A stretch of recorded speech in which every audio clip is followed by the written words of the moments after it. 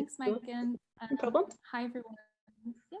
Hi, everyone. I'm Christina, and thank you, Megan and John, who have facilitated this event. And I'm very happy with Kialy to be addressing these themes with you today.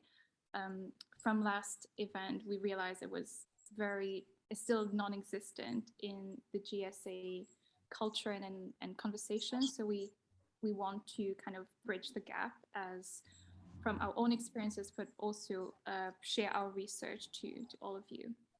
So I'll just share my screen. Just let me know when you can see it. So to begin with, I just want to briefly explain what I mean by colonialism. So by definition, colonialism refers to the control of individuals or groups or a territory. But we need to keep in mind that colonialism actually always existed. Colonization is actually the history of mankind itself. If we look to the Roman Empire, Turkish Empire, Mongolian Empire. So colonialism has shaped history, but what really differentiates European colonialism is the scale of which it happened and how it disrupted the whole world with ongoing legacies in the 21st century. And the scale is because it kind of went across mostly all continents, and we can still have the lived experiences of colonialism. So fast fashion is actually a colonial project. The fast fashion system, that is the cheap production and consumption of clothing, has been permitted and created by the history of colonialism and still sustained through the capitalist world structure. And these legacies, they happen not only in the tangible way of colonialism, that is on resources, so land and people, but also on ideology. So today, Kialy and myself will talk a bit about the intricate interconnections of ideology, resources, and people. And by ideology, we mean culture, knowledge, the way we understand things and interpret things in the 21st century. So I also want to acknowledge the work of Céline Seman from Slow Factory and Aja Barber, because they are actually the first activists that I came across in the sustainable fashion discourse that made the connection between colonialism and fashion. And Céline argues that how similar to how colonies once provided cheap raw materials and products to the empire, nowadays, the global South still provides semi-disposable clothes to the West. And what sustained these colonial legacies are the social, environmental, and economic patterns established during colonial times brought by capitalism. So to make it, we try to simplify all of that into 3 stages of the supply chain. So from the extraction to the production to the disposal. So by extraction, I mean the extraction of resources, how the resources are extracted, but also the people related to that process. Production is the production of culture, but also the making of the textiles and the clothing. And disposal is what happened to the clothes after. My work also focuses a lot on global environmental change, so how colonialism is connected to the climate crisis. And this is because colonies, so the European colonies change ecologies through the extraction of raw materials such as timber, fur, rubber, oil, cotton, tea, sugar. The list is ongoing. And these extractions changed relationships between nature and people. And we're still living these legacies today through the ideology. Oops, sorry. So I'm going to focus on cotton. I actually did my dissertation on cotton, and I think cotton is a great case study because it's everywhere. It's in our everyday wardrobes. We don't even think twice about where cotton is made, how it is made, by who. It even seems like a disposable material. We're so far removed from where cotton is made, and this is why we actually treat it like a disposable material. But before cotton became an everyday object in our life, in the 1400s, cotton textiles were actually not a global commodity. At that time, what people wool was really based on climate and natural resources to the place they were from. So the UK was mostly reliant on wool. Hemp and flax were cultivated also in Europe, China, Mongolian Empire, and Japan. So for centuries before cotton became a global commodity, it was actually grown in a delicate equilibrium with other crops. It was grown seasonally, mostly household based, and it was even called the white gold and the webs of the woven wind. So from old texts, they were documenting about cotton like a luxury. What really changed is what the British Empire did. So while tea, silk, spices, cotton textiles were traded between India, Asia to the UK, the European elite really discovered the beauty and the vibrance of cotton textiles. The craftsmanship of India was actually unparalleled, was just never seen before. And it was so demanded in Europe that it disrupted the local industry of wool and linen. So there was a lot of protests at that time in the UK and around Europe to protect the local industry, so the wool and the linen industry, that there was a ban that was imposed on imported calicos in 1721, the Calico Act. And so the British still had to meet the demands of cotton textiles. So what the British did instead was to focus on manufacturing the cotton fabrics themselves and import the raw cotton from India and then export the manufactured cloths to India. So there was an imbalance of trade between India and the UK. So India was turned into a mere extractor of raw materials, but the value of the textiles were actually created in Britain. So I'm not gonna go too far with that, but I just wanted to draw the comparison how the ban and the imbalance of trade is what we can see now as modern trade agreements. And this will come back actually at the end of the talk, where I will kind of create the link of how trade agreements are still being used by the global north over the global south to govern the way trade is being done. So coming back to cotton. So for the UK to succeed in manufacturing cotton, the industrial revolution was actually a reaction to that ban. So to meet the demands of the local market, it really fueled and motivated the Industrial Revolution. And the Industrial Revolution actually happened a lot through industrial espionage, which was very common at that time under European empires, where they were sending their scientists and industrialists to colonies to really learn from the artisans, learn the skills, the knowledge, bring it back to Europe, which would then be transformed into new inventions such as the spinning jenny, which really helped the process of spinning yarn. And also the industrial revolution was fueled by coal. So we can see that in a way, these sweatshops, well, these factories are the first versions of what we would now call sweatshops, because at that time, there was a lot of exploitation in these factories. The factories were very unsafe. The workers had really poor working conditions, and there were even children working in factories. Lancashire was actually known as the workshop of the world. So this really set the precedent for what we still see now in the fast fashion system in the developing countries. But to feed these hungry machines in the UK, an unprecedented amount of raw material was actually needed at a scale never seen before, because for the first time, machines were doing what men was doing before. So this brings us to the US, where Britain was actually importing cotton from the US. They were also importing cotton from India, but not as much. So the triangular trade was actually behind building the cotton empire.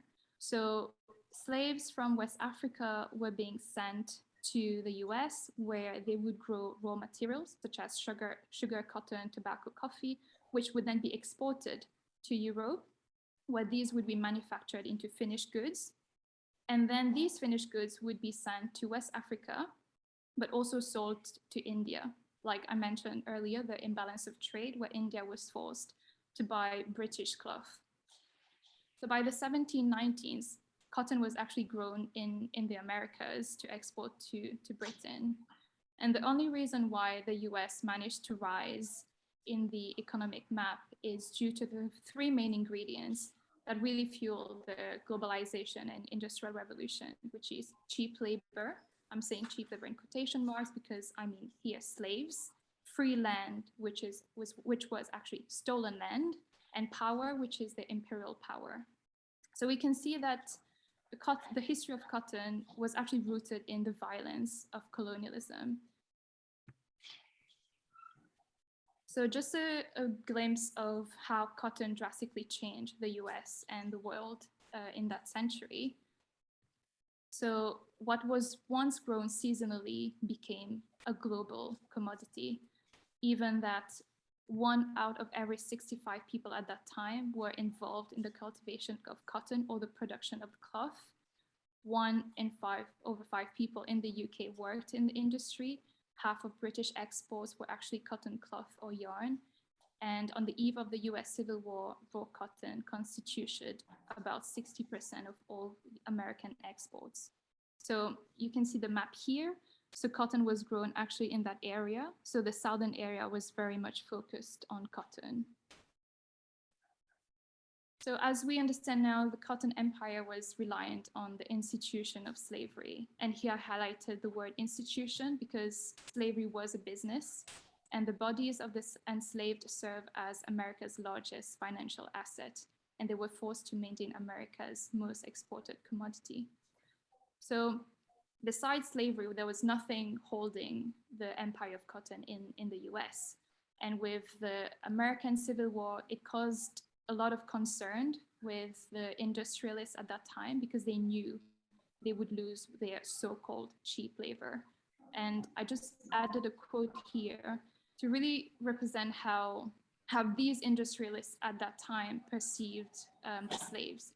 So there's a cotton spinner in 1844 who says that these slave gangs will naturally disperse, so about the abolitionist movement, and the improvident Negroes will cease to grow cotton, and there being no white men to supply their places, cotton cultivation in America will terminate. So already the labor of growing cotton was associated with brown people. It was not a job for white men, it was only for brown people. But with the abolitionist movement, the US and the UK had to find an alternative. The UK actually turned to India because India actually had favorable conditions to grow cotton because of their existing cotton agriculture, and Britain already had control over India. So at that time, India was known as British India. But when the UK introduced monocultures in India, it really transformed indigenous culture and agriculture. It de-skilled the weavers and the artisans, turning them into agricultural labor, so forcing them to become farmers and giving up their skills. And the UK, India was only allowed to grow cotton and not export cloth. It was a phenomenon never seen before. And I just want to show a comparison between pre-colonial and colonial agriculture. So we kind of see where climate change really started. So this huge transition never seen before. So in pre-colonial agriculture, cotton was grown as a mixed crop, so alongside cash crops. Cotton was a cash crop, but then grown alongside food crops. It was seasonal, so there was always crop rotation based on the climate. Cotton was actually not grown for over 2 years on the same land, so it gave time for land to regenerate and heal from cultivation. The natural seed selection was adapted to climate, soil, and water. So unfortunately now, we believe that, well, we actually don't know a lot about our biodiversity, which was lost through mass agriculture. But there's a lot of different species of cotton, which Indian farmers would mix and create new species. So this is called the hybrid seeds. And these were based on whether the climate was warmer here or colder, where it would get more water, or how the moisture of the soil would be. And actually farming cotton was integrated in the social, agricultural, and economic relationships of the rural communities. For example, where cotton would grow really well and there would be a surplus of cotton, the surplus would be sent to another area where there would be higher risk of crop failure. So in this area, there would be mostly artisans who would then spin and weave the cloth. So cotton was really interwoven in the fabric of the society. But colonial agriculture, on the other hand, this is where you see the emergence of monocultures. It's actually the most dominant form of agriculture we know in the 21st century. It's the cultivation of only one crop in a huge piece of land.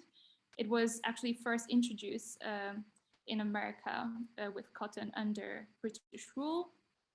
So monocultures are market-driven, volume-driven, and there's also a higher risk of famine for the communities growing it because they're only growing one crop. The seeds were selected based on technological requirement as well. I'll get back into that in a minute. And this huge change is what caused a lot of the environmental damage seen under colonial times. So soil depletion, exhaustion, deforestation, and loss of moisture.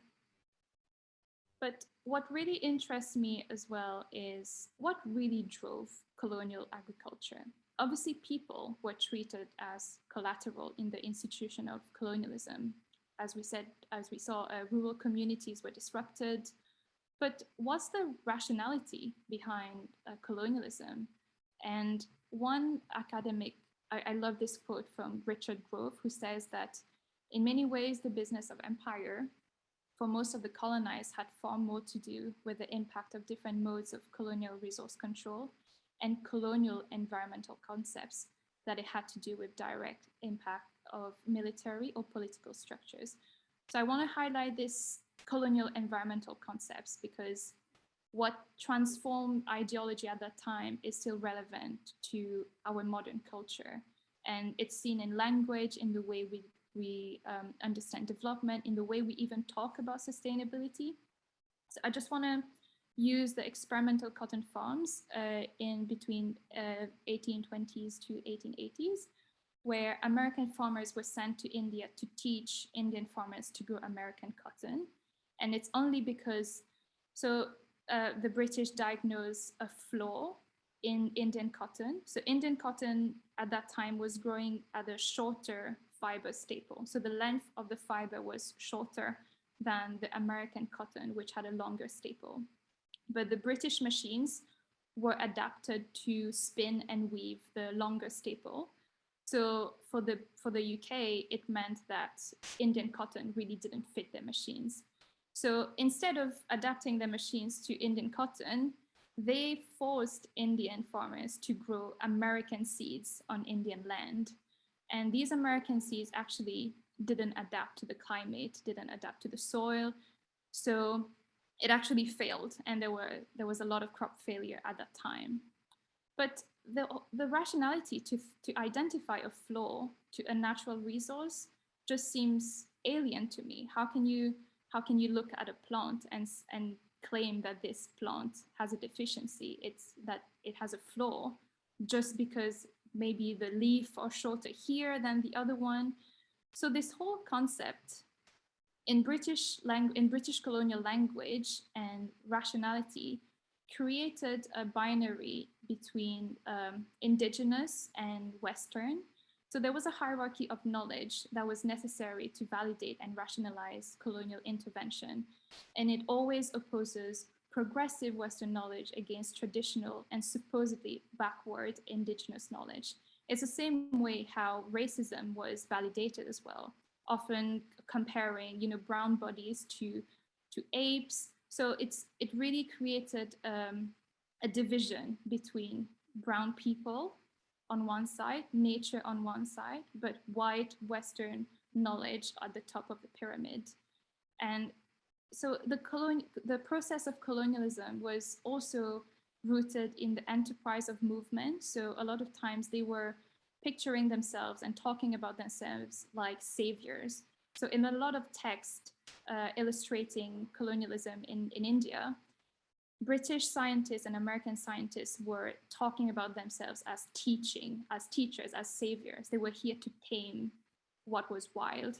So I just put here a few words that were very much used in colonial texts. So on one hand, you will have indigenous people, indigenous natural resources versus the modern primitive versus scientific, traditional versus rational, uncivilized versus civilized, wild versus progressive.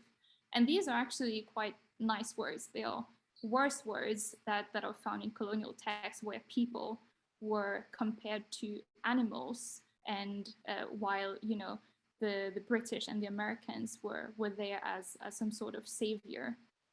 So in that process, nature became the other, as well as people became the other.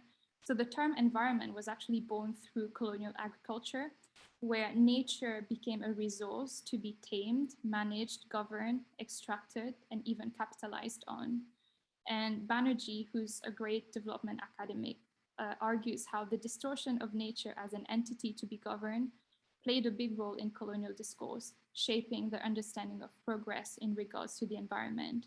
So this rationality really fueled a lot of colonial projects, such as botanical research. So going to the colonies to do research about plants, and also reforestation projects or conservation projects. So taking indigenous lands and claiming that they know best, they know better how to preserve that land.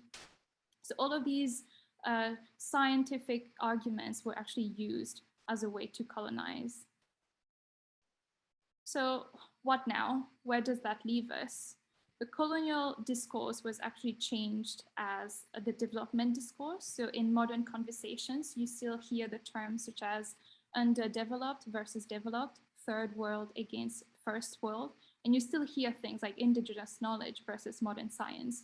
So Western rationality became ingrained as the universal ambitions. It's what's desirable. It's giving us, they make us feel like this is the universal goals for everyone. But it's just in language and how knowledge was transformed through colonial intervention. And this framework that was established in colonial times is still used to interfere in ex-colonies.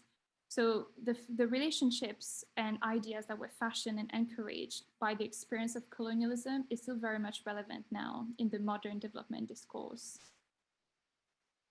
The example is the Green Revolution that happened in Mexico and India. So the Green Revolution was actually to, in quotation marks, expand the cotton industry, but it was really an American company that developed genetically modified seeds with agrochemicals, so fertilizers and pesticides derived by fossil fuels, to increase yield of cotton. And these projects were pilot projects in Mexico and in India after independence.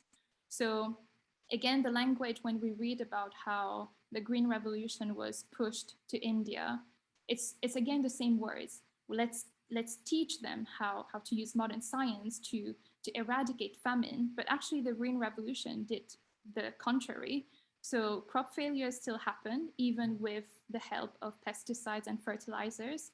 But what really changed now is that the seeds were even colonized. So seeds were colonized, nature was colonized as never seen before.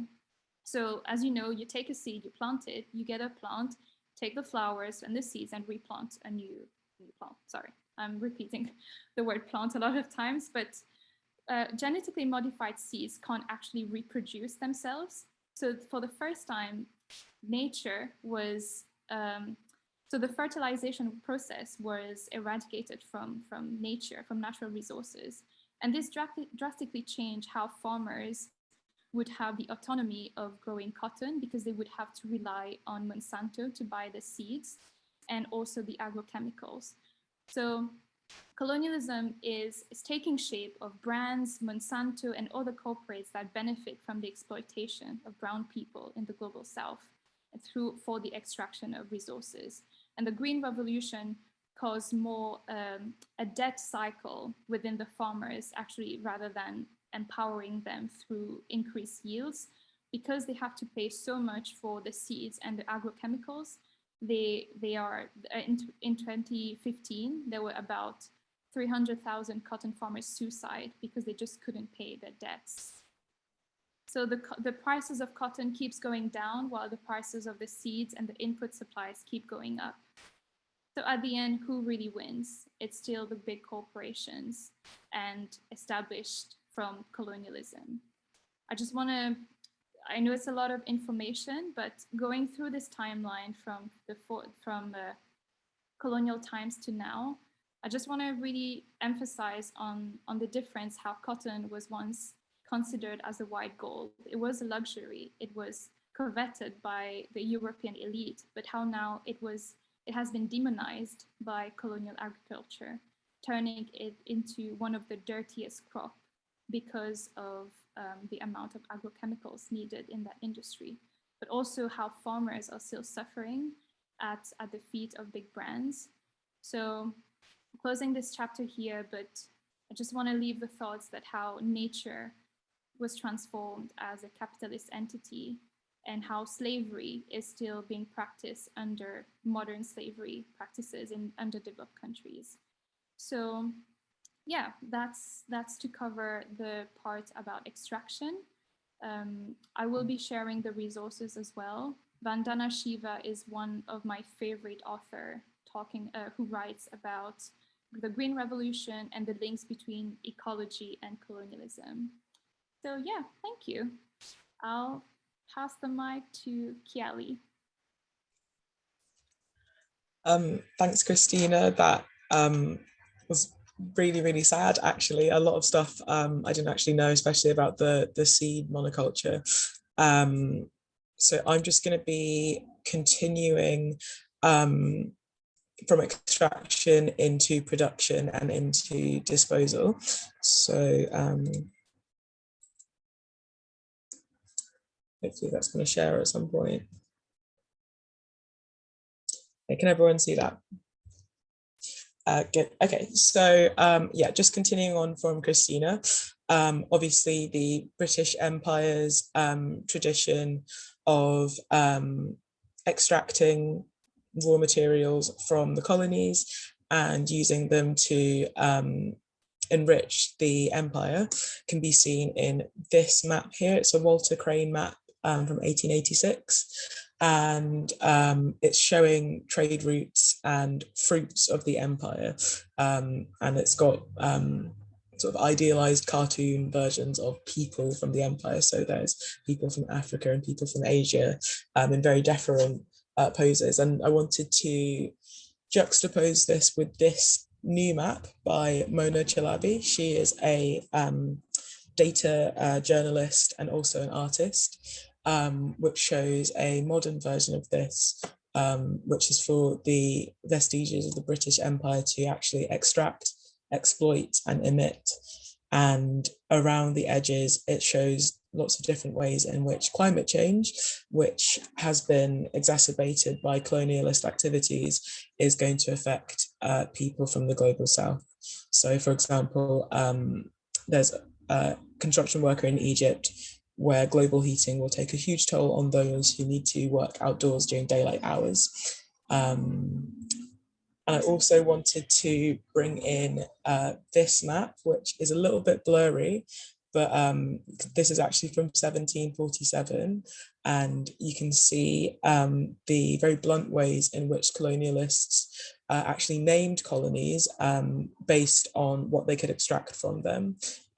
So this area of West Africa, you can see, is called Negroland.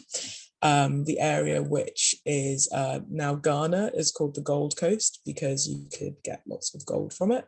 Modern day Liberia was known as the Pepper Coast or the Grain Coast, using that same logic. And the area between Benin and Nigeria was known as the Slave Coast because of its proliferance of slaves. So that's just kind of capping off the extraction part of it, but showing the kind of mindset of a 16th, 17th, 18th century colonialist. And this was just a little bit of how my own textiles practice responded to themes of colonialist extraction. So I did a project in third year, which was looking at colonialist portraits of noblewomen and royalty, and how all the different fruits of the empire would be grouped in the corner in a deferent pose, looking up to a white master or mistress. So in this this largest one in particular, the combination of the enslaved child with the coral and the pearls and the shells as kind of objectified fruits of empire really inspired me to look at undersea shapes in a colonialist lens. So I did some drawings based on those and then created a series of masks which actually obfuscated the white viewer and put them in the position of the formerly enslaved people. So that's just one example of how I've looked at extraction as a form of colonialist textiles practice. So moving on, I also wanted to look at the work of Yinka Shonibare. So I'm sure lots of you will know about him, but he is a British artist of Nigerian heritage who does a lot of work using African wax prints and using those to subvert European paintings and sculptures and busts and things like that.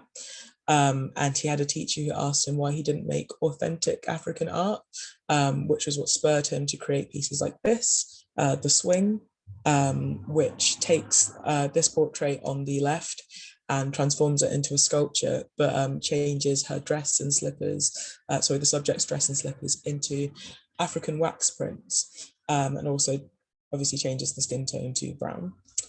So I thought that was a really interesting juxtaposition between modern and colonialist views of beauty and worth. And I thought that led on to African wax prints very nicely. So most of you will hopefully know African wax prints or Dutch wax prints as one of the most recognizable elements of West African and Central African dress. You can see a great example of it here in this picture. But actually it's a mutation, I guess, of a knockoff. So there's a Dutch businessman, Peter van Vlissingen, who took over a Dutch textiles mill in 1864. And he was convinced by his uncle, who worked in a former Dutch East Indian colony, which is about where Indonesia is now, it's formerly known as Java, to produce knockoff batik. So batik was obviously really well established and beautifully made in Indonesia. So kind of understandably, the Dutch knockoff of batik didn't really fool Indonesian markets. It was kind of a cheap knockoff to them. However, since the Dutch East Indian Company, through the triangular trade that Christina talked about, also had stop-off points in West Africa, the fabric was transferred there and became really popular there. So the bright colors really suited African tastes. And as well as that, the fact that there was the same color payoff on both sides of the fabric. So essentially the fabric was double-sided. That really suited a lot of African clothing styles, which were wrapped and draped. So you wouldn't have any wrong side of the fabric. So I thought that was really interesting to show how something which is now so inseparable as an African fabric actually had its roots in a Dutch company trying to extract an Indonesian style and sell it back to Indonesians. And quite ironically, in the 90s, Vlisco, that was the company that Van Vlissingen established, was nearly put out of business because of cheap wax print copies from East Asia that flooded the market. But luckily, they were bailed out by a British business. So all's well that ends well. I thought the Dutch connection led on quite nicely to Dutch stealthware. I won't focus too much on this because it's not really textiles related, but essentially Dutch stealthware was established when Dutch traders got Chinese porcelain. It became a worldwide craze in the 15th and 16th centuries, and they attempted to remake this using Dutch porcelain techniques. It was never seen as fine and as refined as the Chinese porcelain originals. However, they actually built their name, so the Dutch built their name on this, and still to this day, you'll see, if you've ever been to Amsterdam or Holland or anything like that, you will see these very clearly blue and white Chinese prints seen as a national symbol of Dutchness, which just again shows how through production, through taking something which was traditionally part of a colony and colonizing that, design can also be used to extract. So that also led on to Paisley, which I'm sure many of you will know about, and you can actually see lots and lots of examples of Paisley and Paisley designs in the archives. If I don't know if that's open at the moment, actually, but if you get a chance to go, that's very interesting.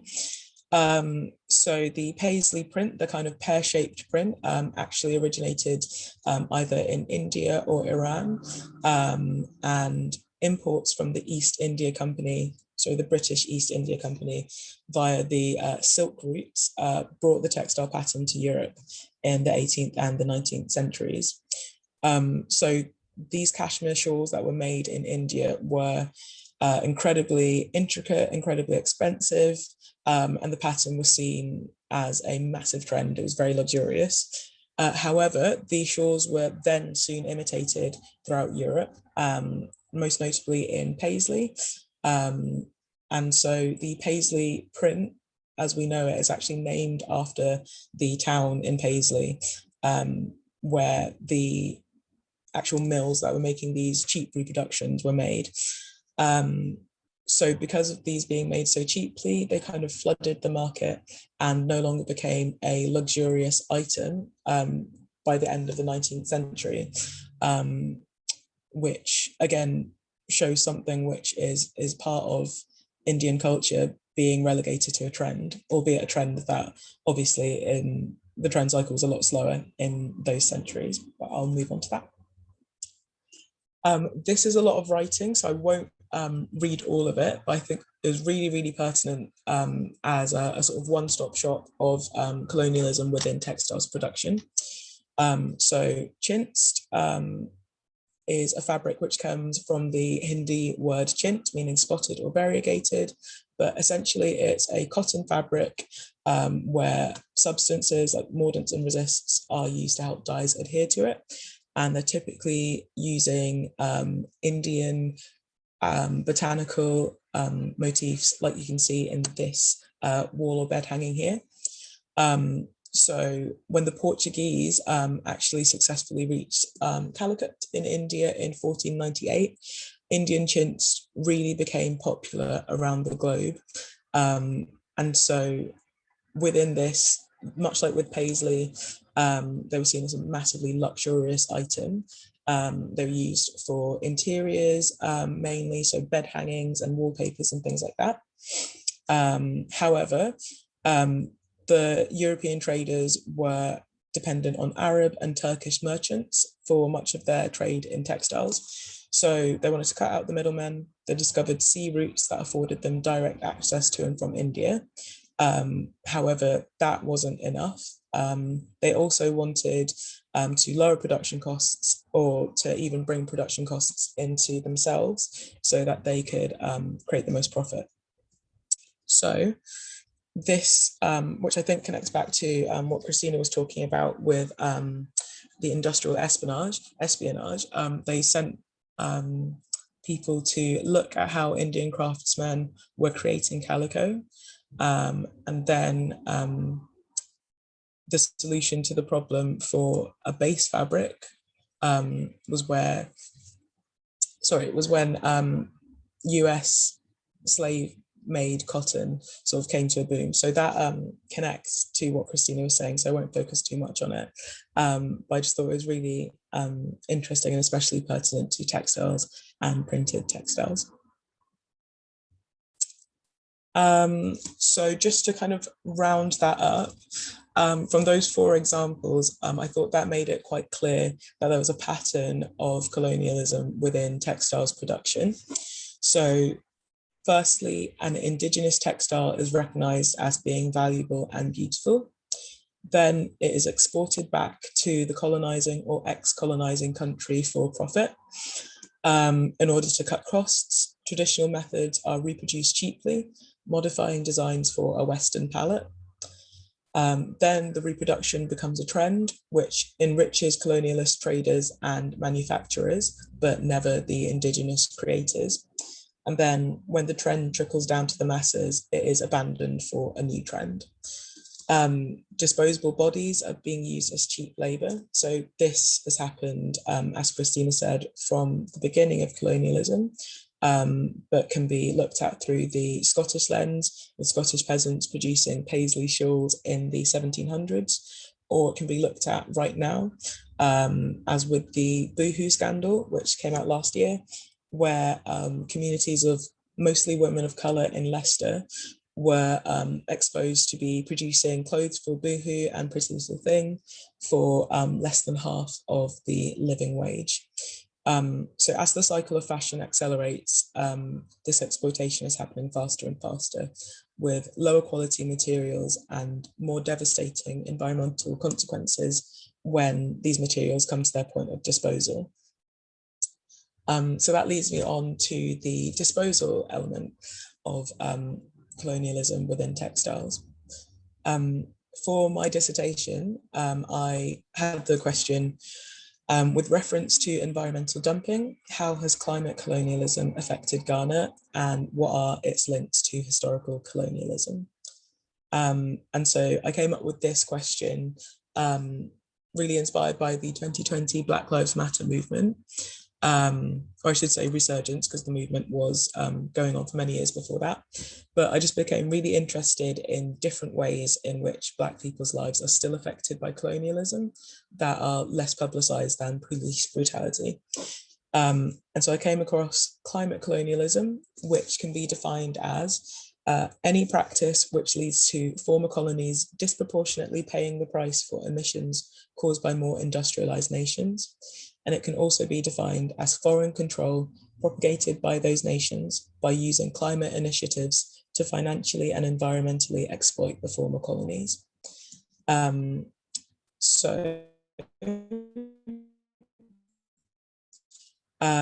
chose to mainly look at electronic waste dumping.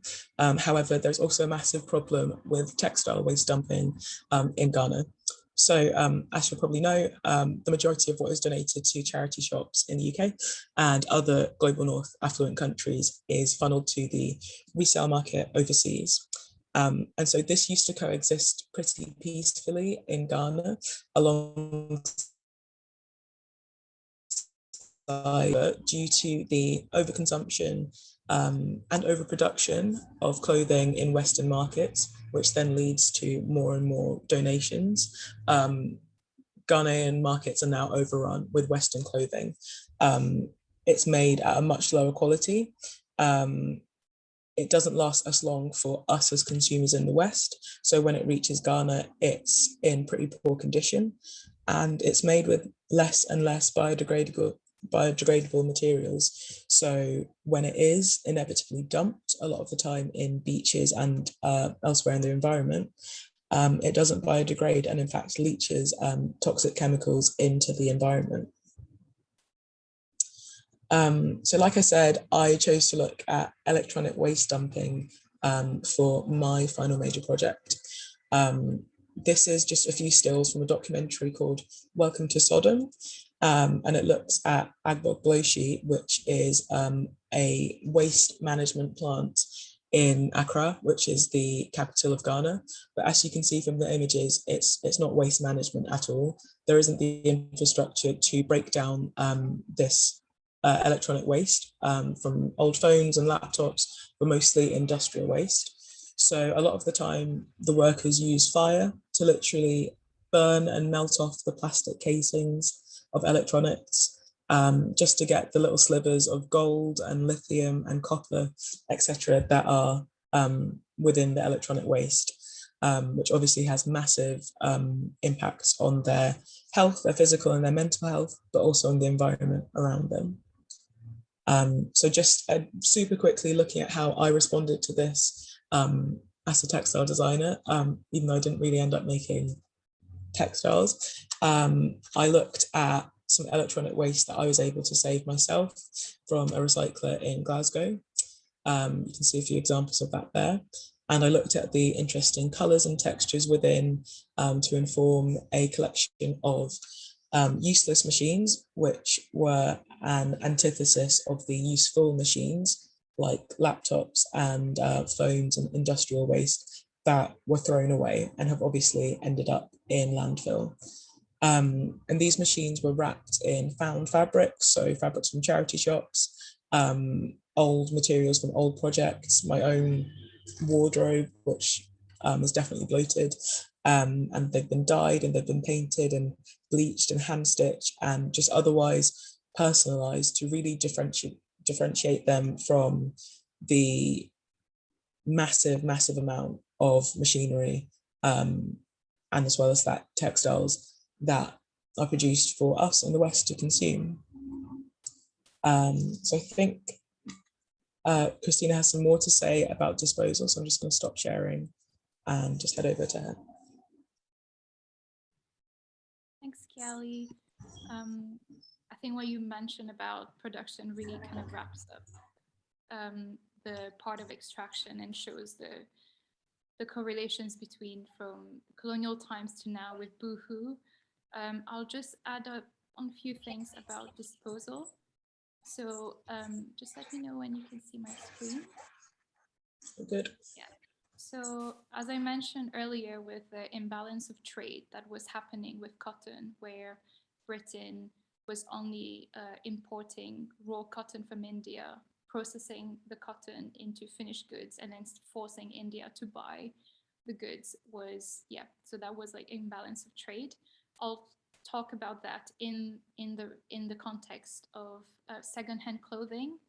So just like Ghana, there's a lot of other African nations bearing the burden of the greed and overconsumption of the North. So waste actually is a new colonial frontier. And with the secondhand clothing market, what actually started as donations first from the global North donating clothes to the global South became a thriving business. So with time, they realized that they could make money out of it, selling cheap secondhand clothing to African communities. Just to show you the numbers, so the US is actually the biggest exporter of secondhand clothing, with the UK and Germany coming after. There's actually a diverse range of countries importing secondhand clothing, but for today I will focus on Africa. I actually learned about that from a book called Clothing Poverty, which I included in the resources, which you can check after. But there's also the podcast on Instagram. You can check Vintage of Violence by Bobby Kolade and Nikisi Terumaga. And they're doing an amazing job at really showing us the perspective of African communities and how they're living the problem of secondhand clothing. So because secondhand clothing flooded the market with cheap garments, the local industry actually couldn't compete with the cheap prices anymore. And since the 1960s, a lot of the local industries were closing down. For example, Uganda actually manufactures raw cotton, so they grow cotton, but they export 90% of their raw cotton to be processed elsewhere. So again, we see the same pattern as we saw in India, where India was exporting the raw cotton and the value was added somewhere else. So Uganda is having the same issue where they're not able to move up the value chain. They're stuck at the bottom, at the cheapest, the lowest stage of the value chain. So they're just extracting the resources. And Bobby Kolade talked about how it's really time to recognize that the trash of the global North cannot be the burden of the global South. And often the issue with that is associations in the global North that encourages donations of clothing, which I agree, we shouldn't throw away our clothes, but we tend to talk about donating our clothes and secondhand clothing as if it's the solution. But actually, it's not a real solution when it becomes a problem for someone else. And there's a fashion revolution conversation actually from this year where people talked about the secondhand clothing issue. So Bobby Collade was among the panel, and there was an association from Canada, I think, or the US, and how they were arguing that donating secondhand, selling secondhand clothing to Africa is a good solution for creating a circular economy, but it's actually not a solution at all. Like Kialy mentioned, a lot of times these clothes are such in poor conditions. Sometimes some of them can't even be sold. So they're just dumped in landfills and polluting environment. So exporting used clothing to the global south is also exporting the culture of fast fashion. So even the communities are now getting used to the culture of, purchasing really bad quality clothing, and it's becoming, this Western consumerist culture. And it's something I've even noticed here in Mauritius, where we're having a lot of cheap clothing from elsewhere, not secondhand, but usually leftovers from like Zara, Mango. They're being sold here in Mauritius. And we're getting used to this fast fashion culture, which is really disrupting local economies. So the political bullying comes here in form of trade agreements. So Rwanda, Uganda, Kenya, Tanzania actually wanted to ban the export of secondhand clothing from the US to their country. So they wanted to refuse the secondhand clothing because it was destroying their own textile jobs. But there's something called the Africa Growth and Opportunity Act, so the AGOA. So it's a trade agreement between the US and a lot of African countries with aim to promote development by removing duties. So for example, Kenya, Uganda, Tanzania can export clothing products and other products to the US without duties. And in a way, it's a good thing, where you have to empower countries that need the support to grow. But at the same time, these trade agreements can be used as a form of threat. So when Rwanda, Kenya, Uganda, Tanzania decided they wanted to ban secondhand clothing into their markets from the US actually threatened these countries and said that if they want to impose that ban, they would be removed. They would remove these countries from AGOA. And without the AGOA, these African nations cannot compete with cheap products from China. So they're really reliant on these trade agreements. So eventually Kenya, Uganda, and Tanzania backed out. So secondhand clothing are still being exported to these countries. Rwanda is the only one that managed to impose the ban. So they're not allowed to export clothing duty-free to the US anymore. But it's really to close the loop with trade agreements, and how, in a way, in the 1700s, with the Calico ban and the imbalance of trade between the UK and India, is still being replicated through modern institutions such as the World Trade Organization. And there's more institutions actually, in a way, facilitating and legitimizing these actions. So yeah, this is to kind of close the end of our supply chain from extraction, production, and disposal.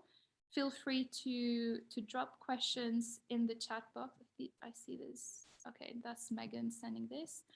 But to really close the discussion, we also wanted to talk a bit about how Kialy and myself kind of arrived on these reflections as students at GSA, which is a predominantly white institution where topics about colonialism are barely addressed in the curriculum. So Kialy has a short presentation about how she reflected on her own identity within her work. So Kialy, yeah, I'll like you to share your work. Okay. So just up on screen now are just a few examples of some of my work from my first year at Glasgow School of Art. Obviously, just peppered throughout the previous presentation, I had a few of what I would call my successful projects, but I would say these first year ones where I was finding my feet wouldn't have been classed as successful. But essentially I was trying to incorporate my heritage and colonialism and identity and all of those things into textiles. So I was trying to create some drawings from family photographs, and they were pretty unconfident and naive, and they definitely weren't the best work that I'd ever done.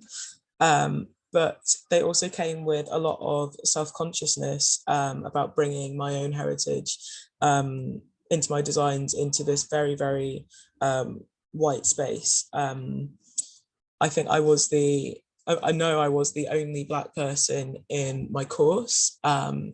I believe in the year of fashion and textiles, and during my 3 years at GSA, I think there was one other girl who came up in one of the years after me. I've been to 3 art schools myself. I've been to obviously GSA, Kingston, and St. Martin's, and throughout that time, over the course of 5 years, I've never had a single non-white lecturer. So in the Reed building, I think there's one Black IT technician, and I know there's one Black cleaner, and those are the only non-white members of staff I've ever seen at GSA, which, you know, is not even to mention any Asian members of staff or any other people of color. It's just those. So yeah, I think I remember when attempting to pitch a concept on trapped African spirits within stolen artifacts at the British Museum, again in first year, one of my tutors said that they didn't get the references and that I should try something else. And it feels like not like bold, very tangible differentiation, but I remember it was just really disheartening being surrounded by people, you know, basing projects on their grandmas or their family skiing holidays, and having their concepts immediately understood and encouraged by obviously the all-white teaching staff, and having mine, which seemed quite simple in my head, you know, being looked at with confusion and a bit of discouragement. So yeah, like I said, I was the only Black student in my year, and that was a really isolating experience. And with other Black students at GSA that I've spoken to, like, they can say the same thing.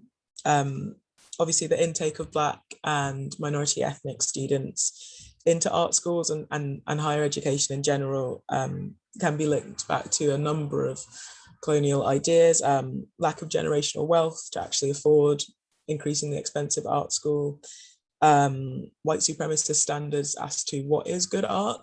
So that can limit people from actually thinking that their art is good, or if they do, that can just constantly being questioned about what is good art within a racialized context can knock you down over and over.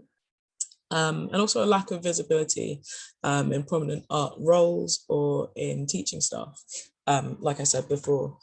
So obviously the undoing of leftover colonialist structures has to come from the top down, and not having any staff of color was really disheartening. I think I was saying to Christina that during design domain, like, which is 2 weeks, I think I had more Black and brown speakers or lecturers than I'd ever had in, like I said, the entire 5 years of being at art school.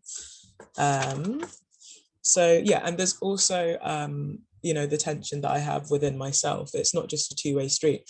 Obviously, being British, but then having African heritage. So my family's from Cameroon, and knowing that the further and more successful I get within the textiles industry, the more I'm potentially contributing to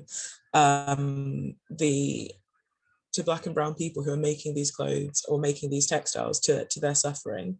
That's one of the big reasons that I've felt a need to move away from designing textiles for clothing and moving more towards textiles as a medium for visual communication. But that said, you know, the kind of dream clients that have the big budgets, like your Nikes and your Adidas's, they're still attractive to like a very early stage designer. So yeah, that's something which is unresolved at the minute. But I wonder, Christina, did you have any similar thoughts or similar experiences to that?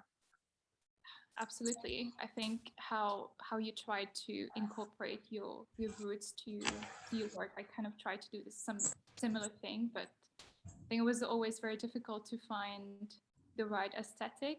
I couldn't really feel represented. So I come from Mauritius, so my cultural background is a mix of Indian, Chinese, and African culture. So it's very like bold, bright patterns. Actually, paisley. When I was at high school, I loved designing paisley patterns, which I would call cashmere patterns. I should stop calling it paisley. I picked it up. I picked up the habit while being in the UK. But when I first saw a cashmere pattern here, and I was like, oh, Indian shawls, it's so beautiful. And I was corrected by someone Scottish who said it was a Scottish design. And for me, coming from Mauritius, I knew as a fact that this has nothing to do with Scotland. This is a design from India. And in a way, I was so many times contradicted by people through these conversations, and also the binaries between traditional and modern really bothered me while I was in the UK, because everything I loved in a way seemed traditional, but Indian patterns are not traditional, they are still modern. It's the same way as it's just the way the language used to downgrade indigenous culture and taste as traditional, but what is modern really? So kind of really in a way restricted me how I would bring my own heritage in my work. So I never worked on a pattern that I really loved in that sense. Like I love repeated patterns when I applied to GSA as a textile student, but I never really explored it because I was always thrown at, like modern art, abstract, bold colors, while in a way traditional patterns were looked down upon. I think where I struggled the most was when I learned more about sustainable fashion and I attended events and I learned about how fast fashion is destroying environment and also exploiting people. Because, for example, The True Cost, which is an amazing documentary, but the only way I feel represented in that is at that time was, I form part of the problem, because they show the problem happening in the global south, and I come from the global south, while those leading sustainable change are these white European associations, leaders, activists. But I knew as well from my background that my culture, well, I wouldn't say now because our culture is so directed to Western practices, but at that time, for example, throwing away a piece of clothing was just non-existent. We never did that. All pregnant women, for example, shared the same dresses in my family. All the kids wore the same clothes. We would never throw away anything because we don't come from very privileged background. And I know for a fact that the textile industry really helped people, especially women in Mauritius. So it really empowered women to give them autonomy for work. So to see documentaries demonizing the global south was, I don't know, it kind of I had a weird conflict that I knew that the problem wasn't exactly from the global south, although it looks like it is. And because I couldn't see myself being represented in leadership, it took me a while to actually take a stand and voice out my opinions. I think it really happened in my fourth year when I took more responsibility in Fashion Revolution, but also with John, who was always here to listen. And in my fourth year, I actually invited Aja Barber, who was actually the first non-white lecturer who I saw talking at GSA. So it was her and Dr. Rose Sinclair from Goldsmiths, two Black women based in the UK. And at that time, I just needed to hear some other voices because they have their own lived experiences, which we don't really hear in sustainable discourse and sustainable fashion discourse. So yeah, in a way, my experiences were very much conflicted with what I could see in in leadership and also in representation. So I also use my dissertation more to explore these ideas rather than my design project. But yeah, there was a lot of back and forth in my own mind, but I think now I kind of I'm still learning, but I understand a bit more how colonialism is directly linked to fashion, and I think that's why these conversations need to happen a bit more at GSA. I know that people want to know more, but maybe the staff are not trained, maybe they're not even aware of how to make these connections. So yeah, that's a bit about my experience at GSA as a non-white student. Also, I don't know, I'll just throw some stories here. I've had classmates laugh at my accent, for example, which is not okay. But I just want to say it here because I was discussing it with Kialy and Megan earlier.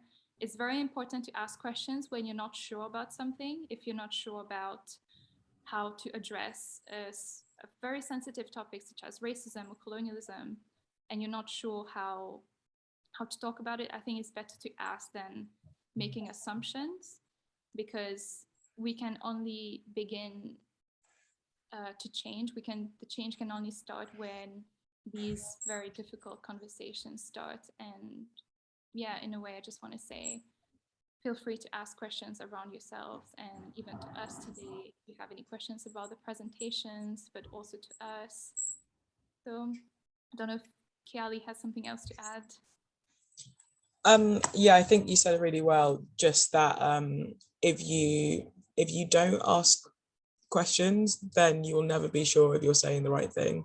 If you do ask questions, you won't be sure for that second, and then you'll be corrected. So obviously a lot of people of color aren't going around inviting question time, but because that's probably quite exhausting. But we're literally here today. If there's anything that you've thought of, related to design or practice or your time at GSA, that relates to what we've talked about. So feel free.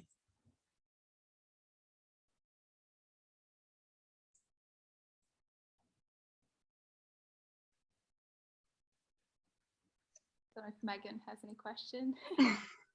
I don't want to hog it in case anyone else has got any questions. Thank you so much for sharing all that with us to start with. It was, I don't want to say brilliant because it was like shocking information, but it was very informative, and yeah, I think definitely that's something that is missing. I think it's an area that gets stuck in between DHT and studio. It's not claimed by anyone. It's just kind of there, and it's left for students to jump into on their own, and they're kind of maybe nervous about that. Yeah, we've got another thank you for sharing.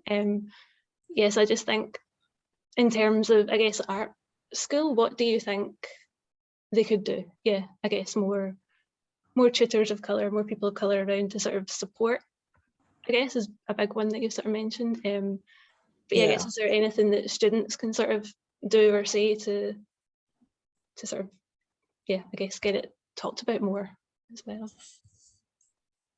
Well, I think students are reasonably well encouraged to think of themselves as designers who are going to impact the planet in the future. So, thinking about materials that they're using and processes that they're using, but not so much encouraged to think about the actual human impacts of what that might be.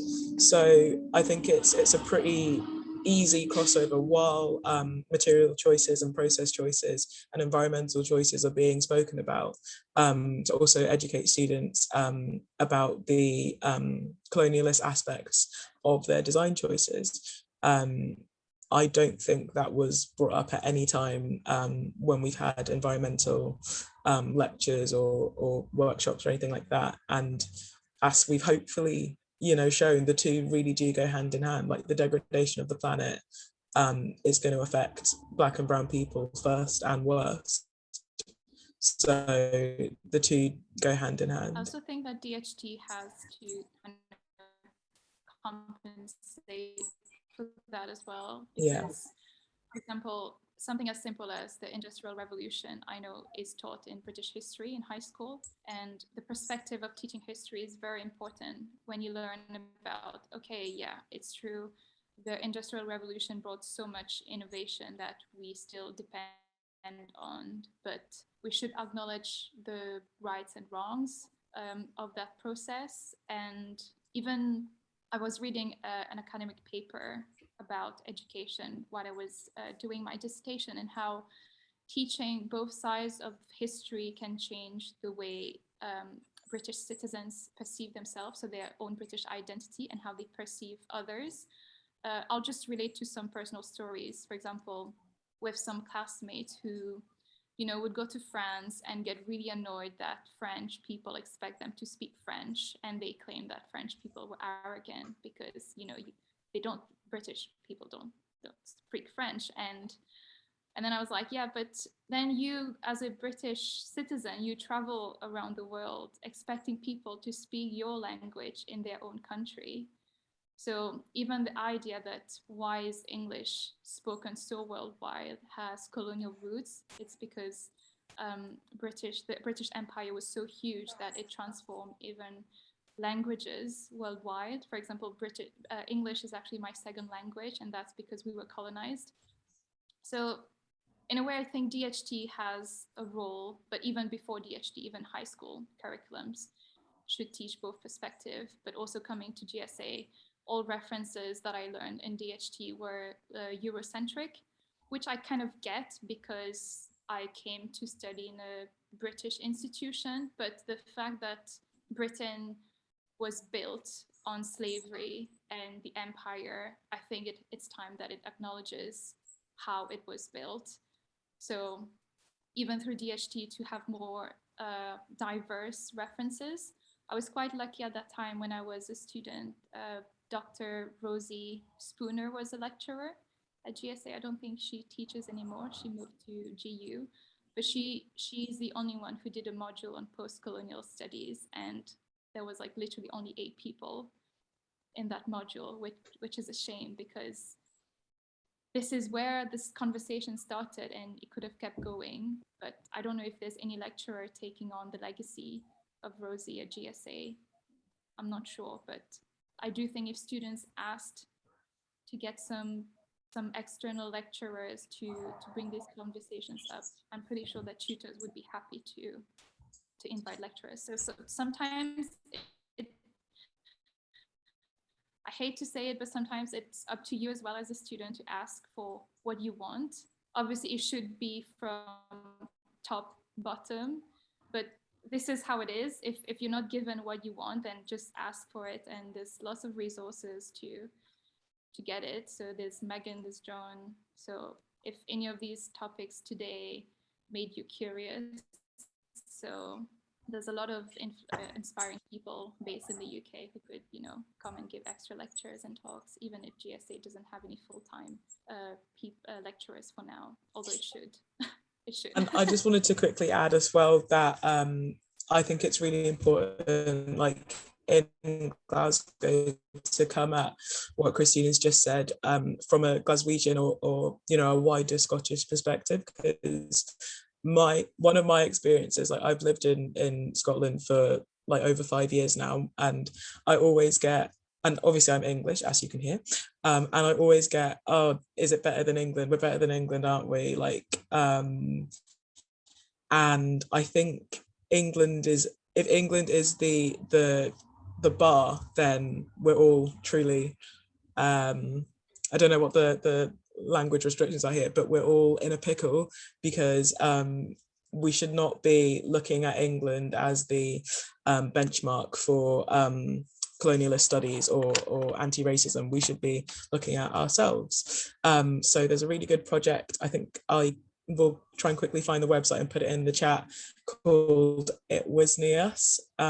Excuse my Scots accent, but it's basically looking at colonialism from a Scottish perspective, and not as just a helpless part of the British Empire, but as an active participant. So I'll just try and find that now while we fend off all the questions that are just flooding in.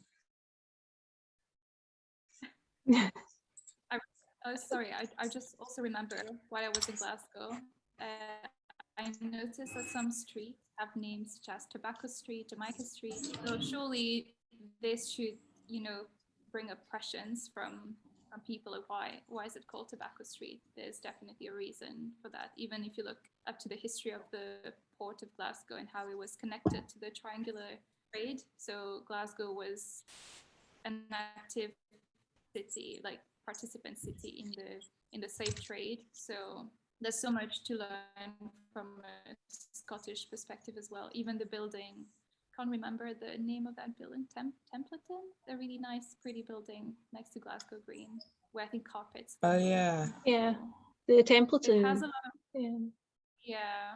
It has a lot of colonial history as well. So surely Yeah. this cotton had to come from somewhere. So Also the and I think- Goma, I think used to be a trading yard. So yeah. Yeah, there's actually so much to learn about Glaswegian connection to the British Empire and the slave trade, and even to the fast fashion system, as Kialy mentioned, Paisley. Also, there's a mill, I think, on the East Coast that does lace, which I think they kind of, again, industrial espionage, took the skills from another country, replicated it. So there's loads happening and and there's so much research still to be done about colonial history in Glasgow, and also linked to textiles. And what might also be interesting is sort of a deep dive into Glasgow School of Art's own implications, if any, into that. Who knows? I haven't looked into it myself, but there's many large art institutes and obviously like academic unis like Oxford and things like that, who have many ties, all of them obviously monetary, to the slave trade, to empire, to colonialism. So that's worth a look as well. I'm just wondering, I just want to ask questions to the small audience that we have today. So what kind of encouraged you to attend this event today, beside being a fashion textile related event? Was there anything in particular about colonial themes that kind of made you curious to attend the call today?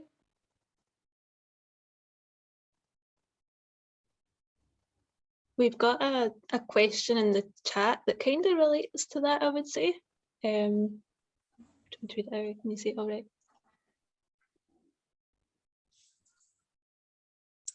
Ooh. I have an answer for that question, and then happy to go back to Christina's, but so is it to see you? Hopefully I'm pronouncing that correctly. Please, you can type it phonetically if you don't want to put your mic on. But for me, as I was saying with some of my old first year work, I really didn't have that confidence to speak up and put my beliefs into my practices confidently. And it did just take a lot of time, which I know no one wants to hear. You're just going to have that trial and error and that time to then feel confident. But it did take that. Obviously, my final year project was all about colonialism, and it was all about putting my identity into textiles. And I think in a nice way, I think John is here, but like some of the Glasgow School of Art organization just led me to believe, okay, you kind of have to do things yourself. So I think if you have confidence in your work, you should be able to speak about it confidently. And unfortunately, having confidence in your work does just take the time to realize that if people don't get it, then they will eventually. So hopefully that's helpful. But if you feel like it's awkward to put your heritage into your practices, then whilst it might take a little bit of time to believe it, you do just have to tell yourself that it shouldn't be awkward for anyone. And if it is awkward for people listening, then they have to question themselves. Why do they find it awkward to speak about work from different cultures? Like, that is a them problem. Yeah, it takes a while to build the confidence. And from my own experiences, when I came to GSA in 2015, at that time I couldn't even speak in front of people. And I remember I just hated when we had to do a presentation. Even a tutorial would make me stress so much because, first of all, English is not my native language, and I had a hard time understanding this Scottish accent. I have to admit, I think I went through first year not understanding what was going on around me. So language was a huge barrier, but also, as I mentioned earlier, the references used were alien to me. So these were references I've never heard of my life. And even I think from an immigrant perspective, it was also the teaching culture was very different. So it was very difficult for me to assert confidence. And I think I managed to do it only in my fourth year.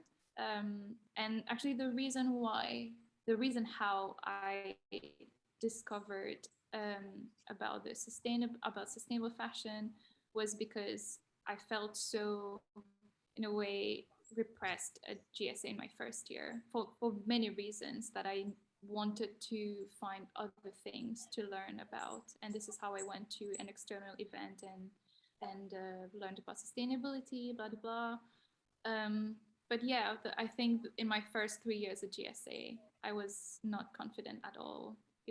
I would panic at all tutorials, presentations. My grades were quite horrible, not horrible, but fairly okay at that time. And if I look back at my work as well, I see that I changed styles a lot of times because I was not sure what kind of, the artistic signature, like, do I even have one? Am I even a designer? So many questions, trying to fit in. But I think it was really at the end of my third year that I realized that I don't fit in, and the way I see things is so different, and it's okay. So I just started doing a lot of research about what I wanted to do. And this is where I discovered the Slow Factory, so Celine Seman, and I read about her articles, the articles she wrote, and then tada, it all made sense in my mind. And yeah, so I think confidence takes time, but as Kialy said, it's a lot about trial and error. And a lot of times you think you're the problem, but you're actually not the problem, especially if it's about being a non-white student in a white space. You're not the problem, it's the lack of diversity. And I hope you can be the solution. So if you can't fit in, try to be the solution, if that makes sense. It's sad that it's still reliant on brown people to do the work to diversify, change the system. And in a way, yeah, we can be these solutions through our confidence and finding our way through fashion and textiles. And just super quickly from that, I wanted to say to see, or anyone else who might be thinking that they're not confident about bringing their heritage in, or that they're wanting to change their style, basically you shouldn't make anything that you don't want to sort of be employed to make in the future. So what I mean by that is, if you're changing your style to try and suit a particular market or a particular culture, and then that's what your portfolio is full of, and that's what you get hired to sort of make in the future, you will ultimately be unhappy because you'll be constantly making things that don't actually reflect yourself. Whereas if you make stuff that does reflect your culture and does reflect what you actually want to be making in the future, it may take longer or be more difficult to be understood by buyers or tutors or whatever.